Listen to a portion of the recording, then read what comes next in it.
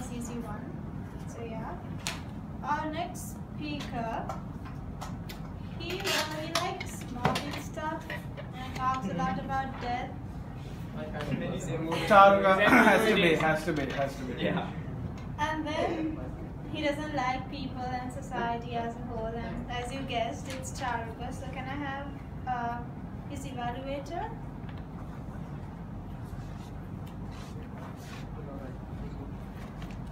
No one knows who's his Congratulations, Toastmasters Charuka, on finishing your CC2 and going for your CC3. The CC3 is about get to the point. So your objectives will be select a topic and determine its general and specific purpose. Organize the speech in manner best achieve those purpose. Ensure the body and the conclusion refrain from purpose. Control your nervousness and your feelings. Be like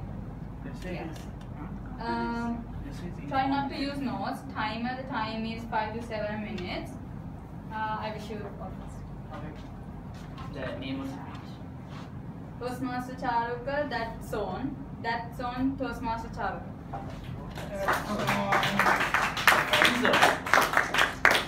That song. Friend zone. Right. Today I'm going to talk about something which is often considered as purgatory for guys most of the time, and sometimes for girls as well. You know, we have all been there, knowingly or unknowingly. Can anyone guess what I'm talking about? Friend zone. Friend zone. It's a friend zone. So friend zone, you know that experience when you like someone and finding out that they would rather just be friends with you? Oh, yeah. Yeah, just another one. Everybody So- knows the ladies love you. Okay, I did that stop. Sorry. You know, Experience of yeah, life. experience of finding someone, liking someone, and they'll rather just be friends with you. But why does it happen? Is there a way to escape friend zone? But most importantly, should you? Right? Questions later. Right? And so let's talk about the term friend zone. It originates first introduced in the TV show called Friends in the 7th episode of season 1, I think. Yeah, season 1 somewhere. Right? The Joey said to Ross that Rachel will like him but never like him. Ross is in the friend zone. But everything at the end turned out okay for Ross, but we are getting ahead of ourselves.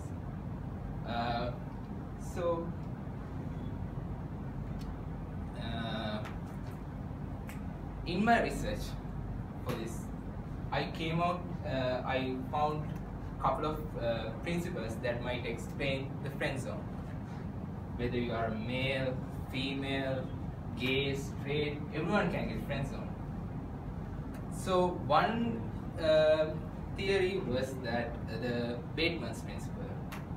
It might explain some biological aspects of the friend zoning. It says that whenever there are two sexes in a species, one sex might, for example, male and female, one sex might have to expend more resources in making an offspring, and the other will commit less. In humans, this is true because males can have unlimited number of offsprings, while the female can have unlimited number of offsprings. But so now when it comes to today, whether it's the reproduction is the goal or not, the pursuer and pursued are hardwired into our society and culture. Males tend to fight over women, and women tends to be choosy. So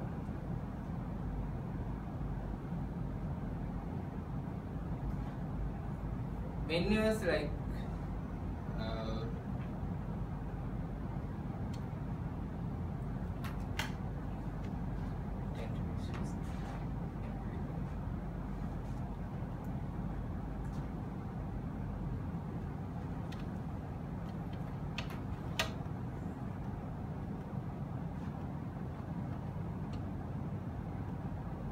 so not because not every pursuer can win and not every pursuer is a terrible jerk. Some friend zoning is inevitable. It's disappointing when it's happened to you, but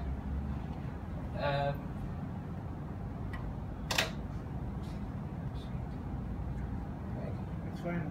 Take it out. disappointing when it happens to you, and it's easier to rely on the good old statement, the nice guys finish last. But scientifically speaking, there's no truth behind it. Actually, in long term, nice guys finish first. Actually, I actually can prove that sometime later, right? So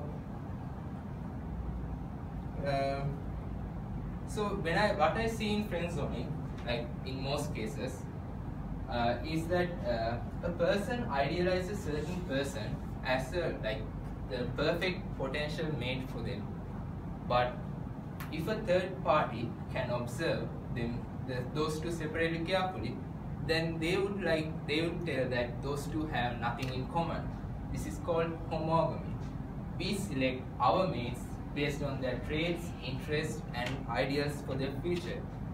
But in most cases, if you get friend zoned, it's because you don't have nothing in common.